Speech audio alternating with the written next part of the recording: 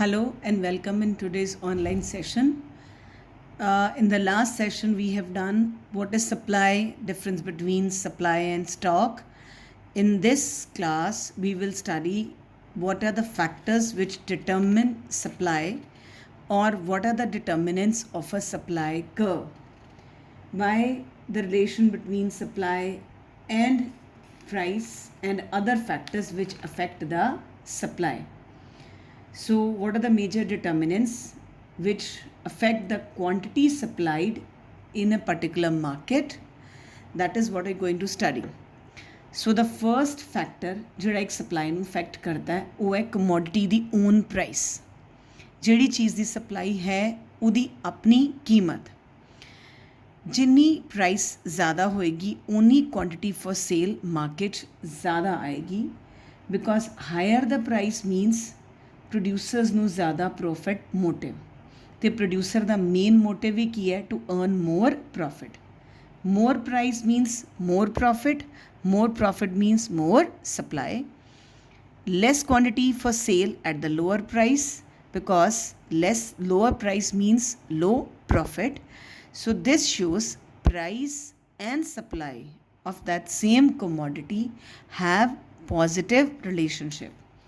यही ਜਿਹੜਾ positive relationship है it's a basis of law of supply because law of supply we study करता है relationship between change in own price of the commodity and its quantity supplied. Second factor ਜਿਹੜਾ ਇੱਕ supply ਕਿਸੇ ਚੀਜ਼ ਦੀ supply ਨੂੰ affect ਕਰਦਾ ਹੈ ਉਹ ਹੈ prices of other commodities. Supply of a commodity depends upon prices of other goods also because producer ਕੋਲ ਹਮੇਸ਼ਾ ਇੱਕ ਮੋਟਿਵ ਹੁੰਦਾ ਹੈ ਕਿ ਉਹ ਜਿਹੜੀ ਚੀਜ਼ ਦੀ ਮਾਰਕੀਟ ਪ੍ਰਾਈਸ ਜ਼ਿਆਦਾ ਹੈ ਉਸ ਚੀਜ਼ ਵੱਲ ਆਪਣੇ ਜਿਹੜੇ ਪ੍ਰੋਡਕਸ਼ਨ ਰਿਸੋਰਸਿਸ ਆ ਉਹਨਾਂ ਨੂੰ ਸ਼ਿਫਟ ਕਰ ਸਕੇ। So there is always possibility of diverting resources from the production of one good to the another. So ਜਿਸ ਚੀਜ਼ ਦੀ ਮਾਰਕੀਟ ਪ੍ਰਾਈਸ ਜ਼ਿਆਦਾ ਹੈ ਉਸ ਵੱਲ ਪ੍ਰੋਡਕਸ਼ਨ ਰਿਸੋਰਸਿਸ ਸ਼ਿਫਟ ਹੋਣਗੇ ਔਰ ਦੂਸਰੀ ਚੀਜ਼ ਦੀ ਜਿਹੜੀ ਪ੍ਰੋਡਕਸ਼ਨ ਹੈ ਉਹ ਰਿਡਿਊਸ ਕਰ ਦਿੱਤੀ ਜਾਏਗੀ। As it's given in the market ਕਿ ਇੱਕ ਫਾਰਮਰ ਹੈ ਉਹ ਦੋ ਤਰ੍ਹਾਂ ਦੀਆਂ ਵੈਜੀਟੇਬਲਸ ਜਾਂ ਦੋ ਤਰ੍ਹਾਂ ਦੀਆਂ ਜਿਹੜੀਆਂ ਕ੍ਰੌਪਸ ਹੈ ਉਹ ਗਰੋ ਕਰ ਰਿਹਾ ਇੱਕ ਪੀਸ ਆਫ ਲੈਂਡ 'ਤੇ। ਜਿਸ ਪ੍ਰੋਡਕਟ ਦੀ ਉਹਨੂੰ ਲੱਗੇਗਾ ਕਿ ਆਉਣ ਵਾਲੇ ਟਾਈਮ 'ਚ ਪ੍ਰਾਈਸਿਸ ਰਾਈਜ਼ ਕਰਨ ਦੇ ਚਾਂਸਸ ਹੈ ਉਹ ਉਸੇ ਚੀਜ਼ ਵੱਲ ਆਪਣੀ ਜਿਹੜੀ ਪ੍ਰੋਡਕਸ਼ਨ ਹੈ ਉਹ ਡਿਵਰਟ ਕਰੇਗਾ ਅਤੇ ਉਸੇ ਚੀਜ਼ ਦੀ ਜਿਹੜੀ ਸਪਲਾਈ ਹੈ ਉਹ ਇਨਕਰੀਜ਼ ਹੋ ਜਾਏਗੀ। So this is producer always want to have a possibility of diverting resources from production of one good to the another. Then next one is prices of inputs. Price of inputs or factors of production ਵੀ ਕਿਹਾ ਜਾਂਦਾ ਹੈ। Inputs ਦੇ ਵਿੱਚ factor ਅਤੇ non factor ਦੋਨੋਂ ਆ ਜਾਂਦੇ ਹੈ। ਫੈਕਟਰ ਅਸੀਂ ਉਹੀ ਚਾਰ ਮੇਨ ਗਿਣਦੇ ਹਾਂ that is land, labour, capital, entrepreneur and non factor ਦੇ ਵਿੱਚ ਆ ਜਾਂਦੇ ਹੈ that is raw material, transport, etc. power supply ਉਹ ਨੋਨ ਫੈਕਟਰ ਦੇ ਵਿੱਚ ਆ ਜਾਂਦੇ ਹੈ। Done. So prices of factor ਦੇ ਵਿੱਚ these are the inputs. ਇਹਨਾਂ ਇਨਪੁਟ ਦੀ ਪ੍ਰਾਈਸਿਸ ਦੇ ਨਾਲ ਜਦੋਂ ਇਹਨਾਂ ਪ੍ਰਾਈਸਿਸ ਦੀ ਇਨਪੁਟ ਦੀ ਪ੍ਰਾਈਸਿਸ ਇਨਕਰੀਜ਼ ਕਰਦੀ ਹੈ ਇੱਕ ਪ੍ਰੋਡਿਊਸਰ ਦੀ ਜਿਹੜੀ ਕਾਸਟ ਆਫ ਪ੍ਰੋਡਕਸ਼ਨ ਹੈ ਚੀਜ਼ ਨੂੰ ਬਣਾਉਣ ਦੀ ਉਹ ਇਨਕਰੀਜ਼ ਹੋ ਜਾਂਦੀ ਹੈ ਔਰ ਉਹਦੇ ਨਾਲ ਉਹਦੀ ਪ੍ਰੋਫਿਟੇਬਿਲਿਟੀ ਫਾਲ ਕਰ ਜਾਂਦੀ ਹੈ। ਇਨਪੁਟਸ ਮਹਿੰਗੇ ਹੋ ਗਏ ਉਹਦੀ ਪ੍ਰੋਫਿਟੇਬਿਲਿਟੀ ਘੱਟ ਗਈ ਕਿਉਂਕਿ ਉਹਦੀ ਕਾਸਟ ਆਫ ਪ੍ਰੋਡਕਸ਼ਨ ਵੱਧ ਗਈ ਜਿਸ ਕਰਕੇ ਉਹ ਸਪਲਾਈ ਆਪਣੀ ਰਿਡਿਊਸ ਕਰੇਗਾ at the given prices. But ਅਗਰ ਇਹਨਾਂ ਇਨਪੁਟ ਪ੍ਰਾਈਸਿਸ ਦੀ ਪ੍ਰਾਈਸਿਸ ਫਾਲ ਕਰ ਜਾਂਦੀਆਂ producer the caste of production fall ਕਰ ਜਾਂਦੀ ਹੈ ਔਰ ਉਹਦੀ ਪ੍ਰੋਫਿਟੇਬਿਲਿਟੀ ਇਨਕਰੀਜ਼ ਕਰ ਜਾਂਦੀ ਹੈ ਜਿਹਦੇ ਕਰਕੇ he is ready to sell or supply more at the given prices. Suppose ਕੋਈ ਫਰਮ ਹੈ ਉਹ ਵੇਜਸ ਜਿੰਨੀਆਂ ਪੇ ਕਰ ਰਹੀ ਹੈ ਵਰਕਰਸ ਨੂੰ ਅੱਗੇ ਤੋਂ ਘੱਟ ਵੇਜਸ ਪੇ ਕਰਨੀਆਂ ਪੈਣਗੀਆਂ ਸੋ ਉਹਦੇ ਨਾਲ ਕੀ ਹੈ they will able to produce more of that good by paying less wages. So ਇਹਦੇ ਨਾਲ ਕੀ ਹੈ ਕਿ this will reduce the profit but this will increase the profit of a firm।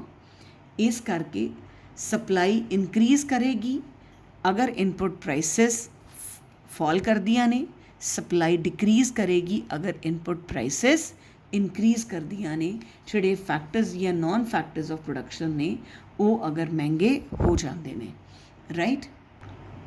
Next factor is state of technology. ਕਿਉਂਕਿ ਚੀਜ਼ਾਂ ਬਣਾਉਣ ਲਈ ਉਹਦੀ ਕੀਮਤ, ਇਨਪੁਟਸ ਅਗਰ ਇੰਪੋਰਟੈਂਟ ਨੇ ਤੇ ਉਹਦੇ ਨਾਲ ਟੈਕਨੋਲੋਜੀ ਵੀ ਇੰਪੋਰਟੈਂਟ ਹੈ, ਬਿਕੋਜ਼ ਟੈਕਨੋਲੋਜੀ ਪ੍ਰੋਡਕਸ਼ਨ ਦਾ ਇੱਕ ਮੇਨ ਆਸਪੈਕਟ ਹੈ। ਟੈਕਨੋਲੋਜੀ ਡੇ ਬਾਈ ਡੇ ਚੇਂਜ ਹੋ ਰਹੀ ਹੈ, ਇੰਪਰੂਵ ਹੋ ਰਹੀ ਹੈ, ਨਵੀਂ ਹੋ ਰਹੀ ਹੈ। ਅਗਰ ਇਹ ਟੈਕਨੋਲੋਜੀ ਇੰਪਰੂਵਡ ਹੈ, ਨਿਊ ਹੈ, this will reduce the cost of production of a firm, of a producer। किस तरह? with the improved technology ਉਹ ਜ਼ਿਆਦਾ ਚੀਜ਼ਾਂ ਬਣਾ ਸਕੇਗਾ ਆਪਣੇ ਗਿਵਨ ਇਨਪੁਟਸ ਤੋਂ, ਕਿਉਂਕਿ ਉਹਦੇ ਕੋਲ ਟੈਕਨੋਲੋਜੀ ਟੈਕਨੀਕਸ ਨਵੀਆਂ ਨੇ। ਐਂਡ ਡਿਊ ਟੂ ਦਿਸ ਉਹਦਾ ਪ੍ਰੋਫਿਟ ਮਾਰਜਨ ਵਧੇਗਾ and he will able to produce more as well as he will able to sell more, ਅਤੇ ਸਪਲਾਈ ਕੀ ਹੋ ਜਾਏਗੀ? Increase at the given prices. Improved ਜਾਂ ਨਵੀਂ ਟੈਕਨੋਲੋਜੀ ਦੇ ਨਾਲ ਫਰਮ ਨੂੰ ਪੋਸੀਬਿਲਿਟੀ ਮਿਲ ਜਾਂਦੀ ਹੈ ਕਿ ਉਹ ਗਿਵਨ ਰਿਸੋਰਸਿਸ ਤੋਂ ਜ਼ਿਆਦਾ ਬਣਾ ਸਕੇ। ਡਿਊ ਟੂ ਦੈਟ ਜਿਹੜੀ ਕਾਸਟ ਆਫ ਪ੍ਰੋਡਕਸ਼ਨ ਹੈ ਇੱਕ ਫਰਮ ਦੀ ਉਹ ਰਿਡਿਊਸ ਹੋ ਜਾਂਦੀ ਹੈ। ਜਦੋਂ ਕਾਸਟ ਆਫ ਪ੍ਰੋਡਕਸ਼ਨ ਰਿਡਿਊਸ ਹੋ ਗਈ ਅਤੇ ਪ੍ਰੋਫਿਟੇਬਿਲਿਟੀ ਵੱਧ ਗਈ। ਪ੍ਰੋਫਿਟੇਬਿਲਿਟੀ ਵਧਣ ਨਾਲ they will able to supply more as well as sell more. Same is the case with ਅਗਰ ਟੈਕਨੋਲੋਜੀ ਇਨਫੀਰੀਅਰ ਹੈ, ਡਿਟੀਰੀਓਰੇਟਡ ਹੈ, ਪੁਰਾਣੀ ਹੈ, that will increases the cost of production, because given resources ਨੂੰ ਲਗਾਉਣ ਦੇ ਬਾਵਜੂਦ ਉਹਦੀ ਅਗਰ ਟੈਕਨੀਕਸ ਮਾੜੀਆਂ ਨੇ ਅਤੇ ਉਹ ਕਾਸਟ ਆਫ ਪ੍ਰੋਡਕਸ਼ਨ ਨੂੰ ਰੇਜ਼ ਕਰ ਦਿੰਦੀਆਂ ਨੇ, ਜਿਹਦੇ ਨਾਲ ਪ੍ਰੋਫਿਟੇਬਿਲਿਟੀ ਪ੍ਰੋਡਿਊਸਰ ਦੀ ਫਾਲ ਕਰ ਜਾਂਦੀ ਹੈ and producer will able to produce more as well as sell more, ਜਿਹਦੇ ਕਰਕੇ ਗਿਵਨ ਪ੍ਰਾਈਸ 'ਤੇ ਸਪਲਾਈ ਡਿਕਰੀਜ਼ ਕਰ ਜਾਏਗੀ, ਸਪਲਾਈ ਰਿਡਿਊਸ ਹੋ ਜਾਏਗੀ, right. Next is the number of firms. Number of firms means number of sellers. ਜਿੰਨੇ sellers ਜ਼ਿਆਦਾ ਉਨੀ ਚੀਜ਼ਾਂ ਦੀ ਸਪਲਾਈ ਵੀ ਜ਼ਿਆਦਾ, ਅਤੇ ਜਿੰਨੇ sellers ਘੱਟ ਉਨੀ supply we less. So number of firms and supply of product have a positive relationship, have a direct relationship. More the number of firms in a market, more will be the quantity supplied. Less the number of firms in a market, less will be the quantity supplied. Next very important aspect, taxes and subsidies, or it is known as government policy. ਸਰਕਾਰ ਦੀ policy ਕਿੱਦਾਂ production ਨੂੰ affect ਕਰਦੀ ਹੈ।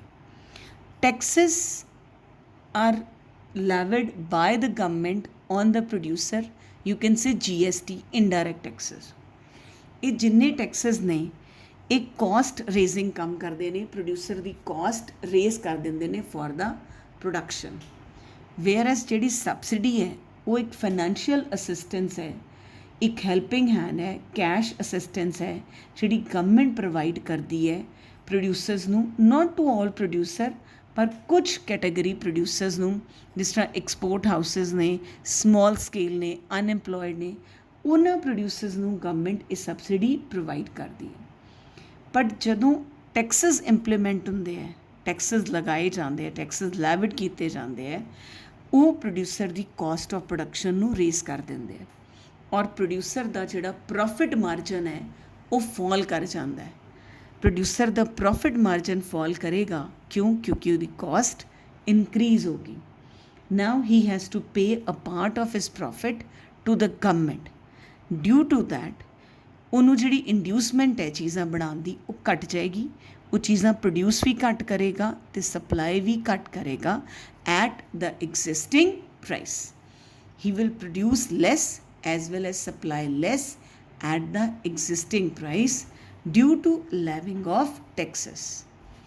ਦੂਸਰੇ ਪਾਸੇ subsidies, extra working capital or assistance. Due to this financial assistance ਬਹੁਤ ਸਾਰੇ producers ਦਾ ਜਿਹੜੀ ਕਾਸਟ ਆਫ ਪ੍ਰੋਡਕਸ਼ਨ ਹੈ ਉਹ ਫਾਲ ਕਰ ਜਾਏਗੀ, ਕਿਉਂਕਿ ਉਹਦਾ ਕੁਝ ਪਾਰਟ ਕੌਣ ਬੇਅਰ ਕਰਦਾ ਹੈ? Government. Caste of production reduce ਕਰਨ ਨਾਲ ਆਟੋਮੈਟਿਕਲੀ ਜਿਹੜਾ ਪ੍ਰੋਫਿਟ ਮਾਰਜਨ ਹੈ ਉਹ ਇੱਕ ਪ੍ਰੋਡਿਊਸਰ ਦਾ ਰੇਜ਼ ਕਰ ਜਾਂਦਾ ਹੈ। He has inducement to produce more as well at sell more at the given price, ਜਿਹਦੇ ਨਾਲ ਸਪਲਾਈ ਇਨਕਰੀਜ਼ ਹੋ ਜਾਂਦੀ ਹੈ, right. Next is future expectation. ਆਉਣ ਵਾਲੇ ਟਾਈਮ ਦੇ ਵਿੱਚ ਉਸ ਚੀਜ਼ ਦੀ ਪ੍ਰਾਈਸ ਰਾਈਜ਼ ਕਰਨੀ ਹੈ ਕਿ ਫਾਲ ਕਰਨੀ ਹੈ। Expectation of rise in prices, ਕਿ ਆਉਣ ਵਾਲੇ ਟਾਈਮ 'ਚ ਪ੍ਰਾਈਸਿਸ ਰਾਈਜ਼ ਕਰਨੀ ਹੈ ਕਿ ਫਾਲ ਕਰਨੀ ਹੈ। ਅਗਰ ਪ੍ਰੋਡਿਊਸਰ ਨੂੰ ਲੱਗੇ ਕਿ ਆਉਣ ਵਾਲੇ ਟਾਈਮ 'ਚ ਜਿਹੜੀਆਂ ਪ੍ਰਾਈਸਿਸ ਨੇ ਉਹ ਰਾਈਜ਼ ਕਰ ਜਾਣੀਆਂ ਨੀਅਰ ਫਿਊਚਰ, ਅਤੇ ਉਸੇ ਚੀਜ਼ ਦੀ ਉਹ ਜਿਹੜੀ ਕਰੰਟ ਸਪਲਾਈ ਹੈ, ਪ੍ਰੈਜ਼ੈਂਟ ਸਪਲਾਈ ਹੈ, ਉਹਨੂੰ ਰਿਡਿਊਸ ਕਰ ਦੇਗਾ, because he will stock that good and he want to sell it higher prices in the near future to earn more profit. ਜ਼ਿਆਦਾ ਪ੍ਰੋਫਿਟ ਅਰਨ ਕਰਨ ਲਈ ਉਹ ਉਹਨੂੰ ਉਸ ਟਾਈਮ ਲਈ ਸਟਾਕ ਕਰਕੇ ਰੱਖੇਗਾ ਜਦੋਂ ਪ੍ਰਾਈਸਿਸ ਰੇਜ਼ ਹੋ ਜਾਣਗੀਆਂ। ਔਰ ਅਗਰ ਉਹਨੂੰ ਲੱਗੇ ਕਿ ਆਉਣ ਵਾਲੇ ਟਾਈਮ 'ਚ ਪ੍ਰਾਈਸਿਸ ਫਾਲ ਕਰ ਜਾਣੀ ਹੈ, then he will increase his current supply, ਕਿ ਉਹ ਅੱਜ ਦੀ ਸਪਲਾਈ ਨੂੰ ਇਨਕਰੀਜ਼ ਕਰ ਦੇਗਾ ਤਾਂ ਕਿ ਆਉਣ ਵਾਲੇ ਟਾਈਮ 'ਚ ਪ੍ਰਾਈਸਿਸ ਫਾਲ ਕਰਨ ਨਾਲ ਉਹਨੂੰ ਲੌਸਸ ਨਾ ਹੋਣ। ਸੋ ਉਸ ਲੌਸ ਨੂੰ ਫੋਰਸਾਈਟਡ ਹੋ ਕੇ ਉਹ ਕਵਰ ਕਰਨ ਵਾਸਤੇ ਅੱਜ ਦੀ ਜਿਹੜੀ ਕਰੰਟ ਸਪਲਾਈ ਹੈ ਉਹਨੂੰ ਰਿਡਿਊਸ ਕਰ ਜਾਏਗਾ। There is one more thing, ਅਗਰ ਤੇ ਚੀਜ਼ ਐਗਰੀਕਲਚਰ ਪ੍ਰੋਡਕਟ ਹੈ, ਫਿਰ ਉਹਦੀ ਸਪਲਾਈ ਡਿਪੈਂਡ ਕਰਦੀ ਹੈ ਹੋਰ ਅਦਰ ਫੈਕਟਰਸ 'ਤੇ, ਨਾ ਕਿ ਪ੍ਰਾਈਸ ਆਫ ਦ ਕਮੋਡਿਟੀ, ਜਿਸ ਤਰ੍ਹਾਂ ਰੇਨਫਾਲ, ਇਰੀਗੇਸ਼ਨ ਐਟਸੈਕਟਰਾ 'ਤੇ। ਇਸੇ ਤਰ੍ਹਾਂ ਹੀ ਜਿਹੜੀ ਸਪਲਾਈ ਹੈ ਉਹ ਇੱਕ ਫਰਮ ਦੇ ਗੋਲ 'ਤੇ ਵੀ ਡਿਪੈਂਡ ਕਰਦੀ ਹੈ। These points might not be in your book. I'm just telling you the extra points ਕਿ ਕੁਝ ਚੀਜ਼ਾਂ ਨੇ ਜਿਹੜੀਆਂ ਫਰਮ ਦਾ ਗੋਲ 'ਤੇ ਡਿਪੈਂਡ ਕਰਦੇ ਆ, ਉਹਦੇ ਨਾਲ ਵੀ ਸਪਲਾਈ ਜਿਹੜੀ ਹੈ ਉਹ ਚੇਂਜ ਹੋ ਜਾਂਦੀ ਹੈ।